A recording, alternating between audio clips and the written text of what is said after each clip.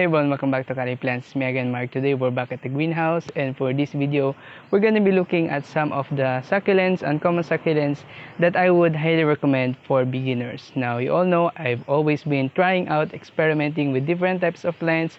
I almost always buy uncommon succulents. Sometimes I even buy expensive succulents, but not all the time. And these are the plants that I found to be very easy to grow. They don't give you any troubles at all. They're even much easier than the common succulents that we talked about in our last video, because in that video I talked about succulents that are very easy to kill even for beginners. So this one, they might be able to survive a lot longer in your care because they are very easy. They're easier than the ones that I've tackled earlier, and some of them are also very stunning, so they will also add interesting, unique looks to your greenhouse, to your garden. If you have a large collection, these plants will also make a statement in your place. So now let's just go over the plants. I have 10 of them right here. You can see on the camera. Some of them have been requested by our commenters, so I will be highlighting those as well. I think I want to go first with the more uncommon ones. Okay, this is the one uncommon one that I would like to recommend to a lot of beginners. This is our Elkhorn succulent. Now, I know that this plant is kind of related to the ice plants because it has the same appearance, same growth habit. You can see here it produces leaves by twos. I think it's also kind of related to our tiger jaw succulents because they have that same growth appearance. So they don't form a rosette shape. They grow these leaves by twos. And also I've seen with some other growers that the Elkhorn succulent also produces some thick stems, so they're kind of like a codex plant. Okay, if you grow codex succulents, they will have these large roots that store water as well, so at the base of the plant. So I think that these plants also produce that. But what I found with the Elkhorn, it's a much more slow growing succulent compared with our other ice plants. It's much more slower growing, but it's also very easy to know if it's thirsty. This one is actually thirsty right now, and you can see it is wrinkling. But compared with the ice plant as well, this is not as always dehydrated as the ice plant, because we all have that problem with the ice plant that it's always shrinking, it's always dry looking, like it needs a lot of water, but sometimes it will also rot. So this one doesn't do that. It can hold on to water for much longer and has a very interesting appearance. Once you manage to get it thick, it looks really nice. The leaves get kind of shiny, so that's really interesting about the plant. And also, once it flowers, it produces these yellow orange flowers that grow really large. Sometimes the full flower will cover the plant, and I have a flower of this flowered in my care before, so I was able to show it on video. If you are watching the channel, you would already have seen it. So I would highly recommend this Elkhorn succulent for you. Okay, so that's our first one. And pardon the light because currently it's middle of the day, but I figured that since it's cloudy that we can shoot a video. Okay, let's go on to our next one. This is a requested plant by our commenter. This is a Gasteraloe Green Ice. I don't know if this is the Gasteraloe that she was asking about, but this is the Gasteraloe that is in my collection, and that is one that is very special to me. Okay, because I've collected this plant for... No, not collected. I mean, I was looking for this plant for a very long time. Gasteraloe Green Ice is a very slow growing succulent. It's not that expensive. Sometimes some sellers will sell it with a high price, but yeah, it's not as cheap as your other succulents, so it's kind of more of the uncommon to the rare type succulent. But sometimes a lot of sellers will also be popping up showing this plant. The more beautiful one, the more beautiful shape or color, I would say, is the one that doesn't have these green streaks. So sometimes a plant will come out with whole white leaves. I don't know if the sunlight that it gets makes changes on the plant's colors, but once it has grown these leaves, the colors probably won't change anymore. But I really like this plant. It has a sculptural look, kind of reminds you of a sculpture, kind of looks like a rock. It's very thick, and you can see here it's not easily bending. Okay, and it's not easy to know if this plant is thirsty because the leaves are always thick, even if it's thirsty or if it's not thirsty, the leaves are always thick. But usually I would go with checking the potting mix. If it's been dry for a long time, then I will start watering the plant, and you can see it has already produced some growth. You can see here this shape that it has. it didn't have that shape before, so I think it's kind of etiolating right now because it's growing up, okay, and it's leaning towards this side because I put it in a very shaded area. So I think I will start giving it more sun from now because I think that it's already growing too tall. But still, it's a really beautiful, really stunning Gasteraloe. Now what I would recommend with this one, with the watering, I already said it, and with the potting mix, I would recommend that you use the same potting mix that you use with the other succulents. You can use more organic materials, I think, because this is related to aloe, so it can tolerate a little more moisture. It doesn't need to be very fast draining very quickly, so you might want to add a little bit more compost. Just don't put it in a very hard potting mix, especially if you're growing in the lowlands. So make sure to use a fluffy type of potting mix for this plant. Water it once the potting mix is dry and once the leaves show signs that it's thirsty, and also give it plenty of sun, because you can see here in the greenhouse situation that I'm giving it, it's still etiolating, so it can handle a lot of sun. You won't have any problems with this one burning because you can see here the thickness of the leaves makes it resistant to the high sunlight that you might have in your area. Now if you're growing this in a shaded area, that could be a problem, because if you grow this too much shade and if you overwater it, then the plant might deteriorate and die.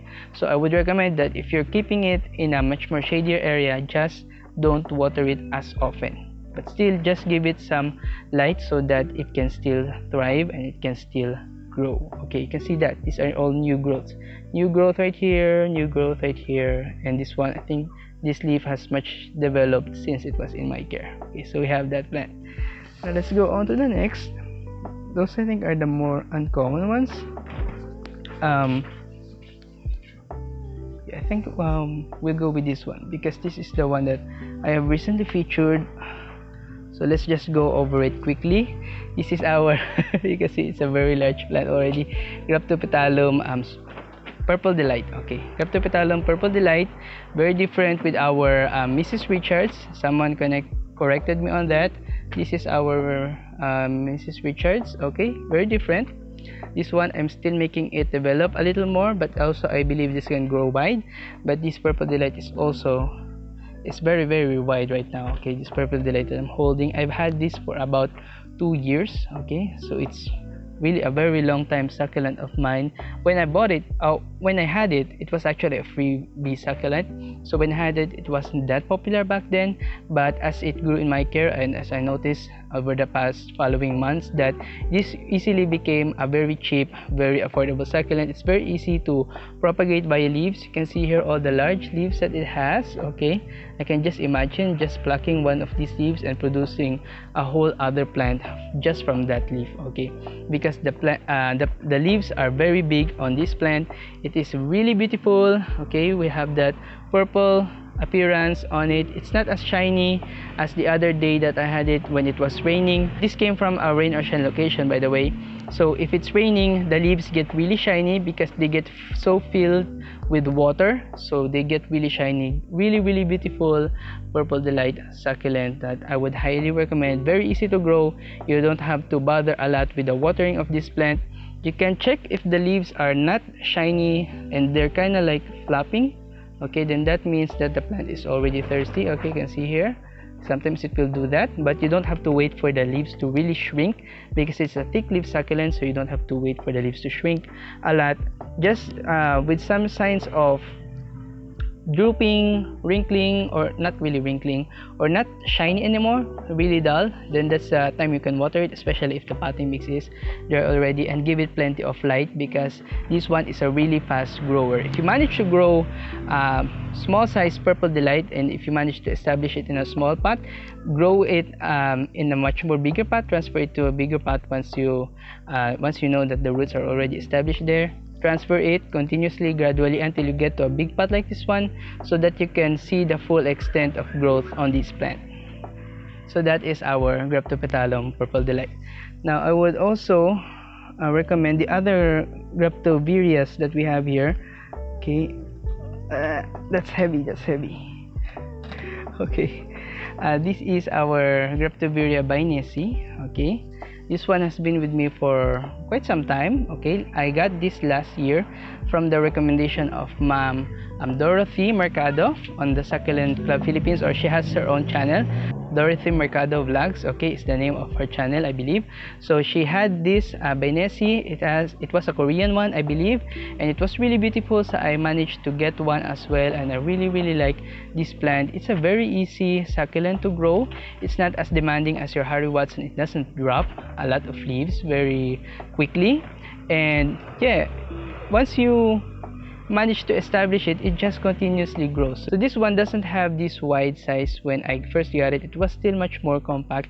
Back then, much smaller. It has smaller leaves, but now it has really grown, and it also had grown quite a stem right there at the bottom, okay. But back then when I got it, it doesn't have that stem yet. So I think it was also desiccating in the old potting mix that I had, so I repotted it in a much more larger pot with much more potting mix. So with this one, I think it can grow a lot more bigger, it can grow a lot more wider. So what I would also say with succulents, if you keep them in a small pot, their leaves and the rosettes will stay small, so they won't grow very large, okay. They will stay just as big as the roots that they have in that pot. So if you up pot your succulents gradually, if you change their pot, then you can see much more growth on your succulents. So I would recommend that on the Bainesi, if you want to grow a larger one, just keep gradually increasing the pot size of this plant. And it's one that roots very easily as well compared with your other succulents, because most Echeverias, they will sometimes root for a very long time, for about, I don't know, about a month, okay, before you can know that they have established a good root ball underneath their pot. But with this one, I believe that it grows, I've experienced it, it grows a lot of roots very quickly, establishes very quickly, attaches to its soil right away, okay. The same goes with the other Graptoveria that we have here. This is our Titubans, okay. I've shown you my Titubans last time on my succulents, how fast can succulents grow video, okay. On that one, I showed you my Titubans that was about 2 years. It was also almost 2 years in my care already, and I got it as a small succulent that has grown really large. But this one, I got this recently, much more recently than the other one. This is already very large when I got it, but it still has managed to grow a lot more here in my care. This came from our rain or shine location right there at the back on our old plant shelf that I'm already reusing on our large succulents. So those are rain or shine succulents out there, and this one is staying there, okay. I just snuck it inside the greenhouse for this video, and you can see all the heads that it has grown, okay. Really nice, okay. You can see here with a 360-degree rotation, you can see all the pups that it has grown, okay. It also has some tiny babies right there inside, okay. So that means that it's really just actively growing. Also, what I noticed when I plant these succulents in the alnos compost and pan mixture of a potting mix that we're using, they sometimes, or they often, produces pups very quickly. So once they will establish themselves, they will start producing offsets like very readily, and you just have to keep waiting on them. They will just grow clumps as they grow. So that's what I noticed with my succulents, really. And this Titubans is just one of those succulents. Really nice. Look, on the new growth, you can see here it has some light variation on the leaves, on the edges, okay. There is some light variation there. The edges are much more lighter in color. I don't know what color, kind of more like a light green, okay. And then the leaves are powdery. They have some farina on them. So this one just has some farina damage because of the rain that it's been getting. The rain is collecting at the rosette. So if you don't want rain water to collect on your rosette, you can grow your succulents sideways. So you can tilt your succulents if they're growing outside, so that the rainwater will just splash off. Don't grow them outside in a flat upright position, because if you grow them with an upright position, the rain will sometimes stay on the rosette. You can just blow it away if you're always consistently watching over your plants. So this one, I haven't been blowing away the water, so there is some farina damage on there, okay. But it's still a very stunning, very large succulent Titubans. Highly recommend it. It's a really large growing succulent. Now if you want some more compact, some more smaller succulents, we're just gonna go with the Echeverias right now, okay. So I have a few here, okay. Maybe not Echeveria right away, maybe we just this one, okay. This is our Sedeveria Blue Elf, okay. Some other growers call this the apple, okay, blue apple. Okay, this is kind of dehydrated right now. I haven't been watering recently, and you can already know that a lot of the succulents that I will be showing to you right now is dry because I haven't been watering. You know me, there are some times that I don't water in a month, and sometimes I will do that just to make sure that my succulents stay succulent, they stay thick. Okay, because if you water too often, their leaves will sometimes get thinner. But if you water less frequently, you do the water stress on your succulents, you will get much more thicker leaves on them. So you will stress them even more if you water infrequently. So right now, this one is not hydrated. This is kind of thirsty right now, really. But this is a really nice, stunning succulent. Not the easiest one to grow. It will also desiccate if you neglect it too much. But the look of the plant is really interesting. This has grown kind of like a tree with its two heads, okay, on either side. Okay, but this used to be a single-headed plant that had the rosette split into two heads. Okay, so really nice blue elf Sedeveria. Okay, it has that nice bluish farina on it, and really nice narrow leaves that make the plant look like it's really lush because it has all that leaves. And I don't know with others, but this is not the usual growth habit that this plant does. Sometimes I would see it as a much more tighter rosette, but since it is a Sedeveria, you can expect it to produce a stem eventually because sedums often grow stems. If it was an Echeveria, then it will not be producing much of a stem. It will just stay as a compact succulent. So this one, I'm just gonna let it grow, let it produce several heads, and then probably later we will separate them as it grows. Okay, so we have that. What else? We have our variegated Momocha right here. Okay, really nice. You can see here on camera, it just fills the screen really nicely. Okay, this is also a very recent purchase of mine. I haven't been caring for this one for about a month. Okay, I think I had it for less than a month, but you can see here all the leaves, it has plumped up quite nicely. Okay, the leaves are much more thicker right now. Okay, I think we have 3 heads on this Momocha.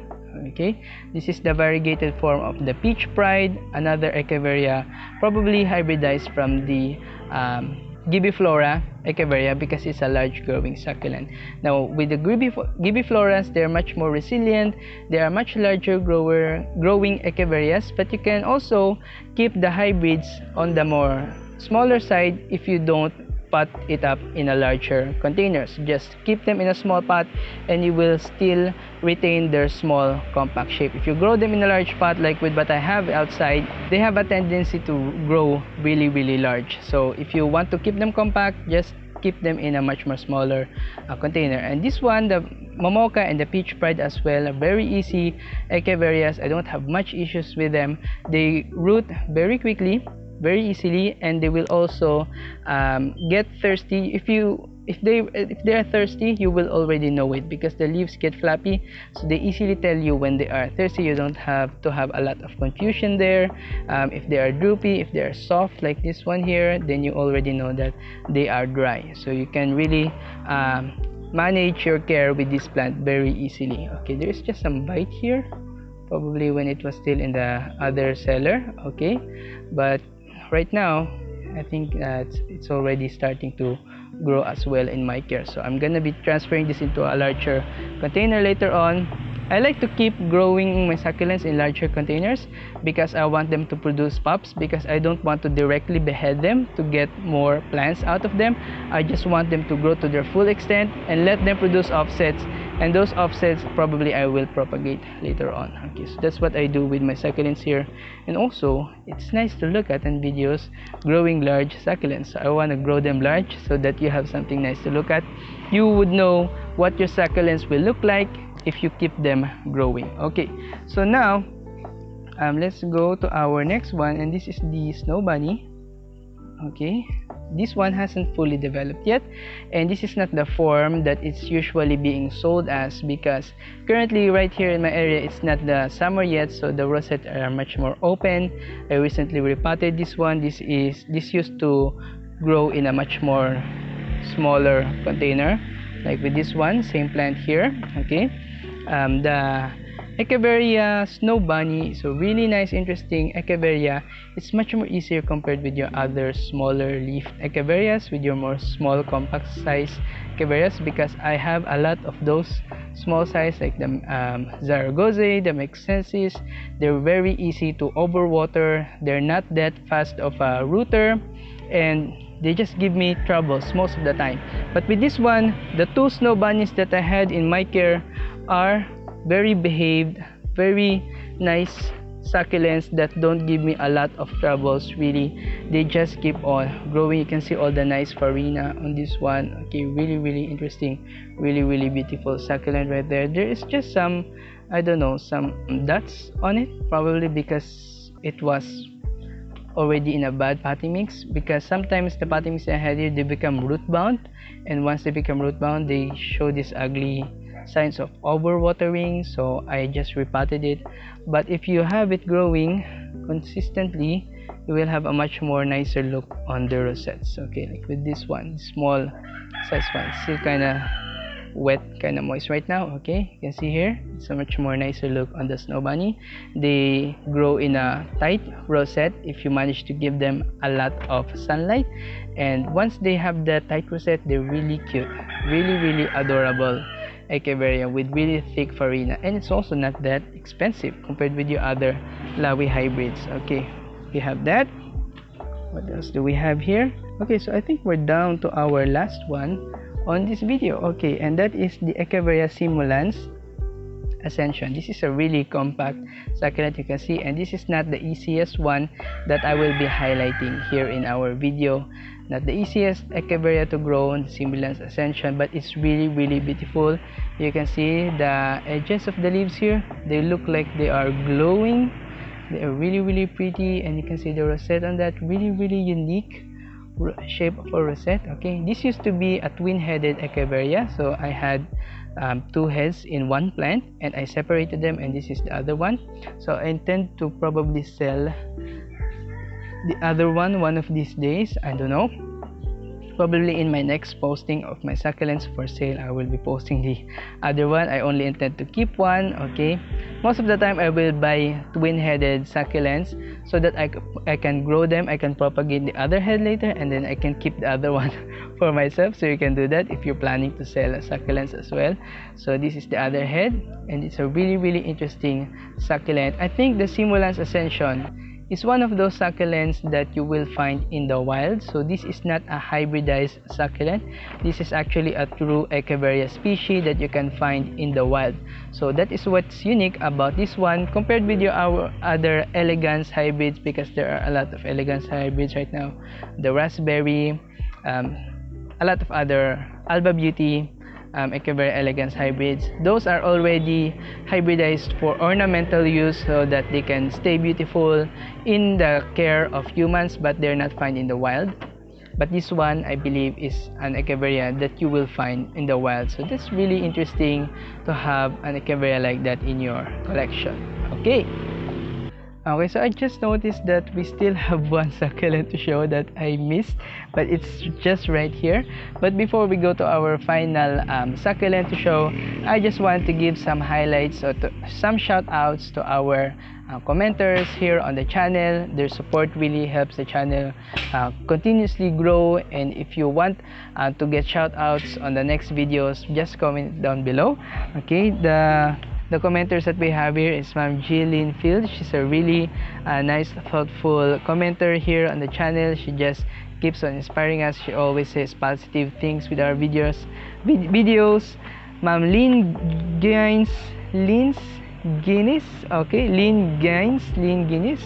Okay, to Ryan Richie Marcos, to Ma'am Jam Carese, and Ma'am Hanilyn Mangoba. Okay, those are our usual commenters. So they're the ones who really take time to send their positive feedback on the channel, on the comment section. I always see their comments, and I just want to give them a shout out because I really know that you're watching, you're supporting the channel. I'm really happy that you're here over the years that I'm going. Even with my failures, you're still supporting the channel, and I'm really happy. Also, I want to give a special shout out to Ma'am Debbie Dudley, who sent the channel a donation at the PayPal link that we have below. Okay, I've had that PayPal link for a very long time, but Ma'am Debbie is the first one to give a donation to that link. So I'm really thankful, and I hope that you enjoy the videos and that you keep watching the channel, because I always strive to learn more about succulents so that I can share them with you. So I hope that you still watch continuously our videos here in the channel. Also, if you want to make a donation to the channel, the PayPal link is down at the description below. Okay, it really helps us grow here in the channel. Actually, I'm planning to invest more on this channel because recently we're seeing some more growth on the channel. So I think that it would be nice to give some more time and investment on the channel. I'm planning to grow another greenhouse, to build another greenhouse, so that we can have more plants to try. So if you really want to support the channel, you can send a donation at the PayPal link below. Also, if you don't have a PayPal, if you're living in the Philippines, and if you want to know my GCash number, you can message me on my Facebook page and I will give you my GCash number so you can make a donation. Okay, so that every donation is really helpful, it really counts, really helps the channel out a lot. So yeah, I think that's about it for the donations, and I think it's time to go to our last plant, and this is our Echeveria Derenceana. Okay, if you have like troubles with Echeveria Lola, because that plant is not the easiest to grow, really, I've killed many Lolas before, you will probably find more success with the Echeveria Derenceana. Okay, I don't know if that is the correct name, okay, because this plant has a lot of look-alikes at the market, but the one that I got, I think this is the Derenceana. They sell this as hybrid Lola, but it's not really a hybrid Lola, but it's a really nice succulent. It has that nice creamy looking white farina on the leaves that are really interesting to look at. It has that nice clean look once you manage to make it consistently grow. Okay, kind of reminds you with the Lola, but without that highlight pink tones. Okay, without that pink tones, because it doesn't go as pink as the Lola does, but it's really nice. The shape of the plant, really interesting, really symmetrical shape on there, and the farina is really nice. And also, it's one that will tell you when it is thirsty, because you can tell right here at the bottom leaves. Okay, you can just nudge on them, and if they're flapping like that, you will know that they are thirsty, and if their potting mix is dry, so you can just water them right then. So you don't need to wait for their leaves to dry out that way, because they don't take long to become thirsty again. They will just continuously grow, continuously get thirsty, and you will notice that on their bottom leaves, compared with your other thicker Echeverias, which sometimes take a very long time before they can get thirsty again. This one you can water probably as more often than your other Echeverias. Okay, so we have that, our Echeveria Derenceana. Okay, if this is not a Derenceana, I will be posting the name on the screen. Okay, so I think that's about it for our 10 beginner friendly uncommon succulents. If you really like these plants, you can go try them out, buy them with your local sellers. Okay, if you're in the Philippines, you can look them up on Facebook. A lot of sellers will already be having them, but a lot of them are being dismissed, because some other people will buy more expensive ones, but these ones are not really that expensive. And even if they're not that good as your much more expensive varieties, even if they don't look as good as those, they will be much more resilient, and they will give you an easier time in your garden, because they're much more easier to grow. They're very beginner friendly, and you don't want to buy a very expensive succulent. You don't want to buy a lot of that, which will just die on you eventually. So you might want to invest in this much more resilient, beginner friendly succulents. So I think that's about it for this video, guys. If you have any questions, comment it down below, and if you really like it, please make sure to hit the thumbs up, and I will see you on the next one. Bye bye.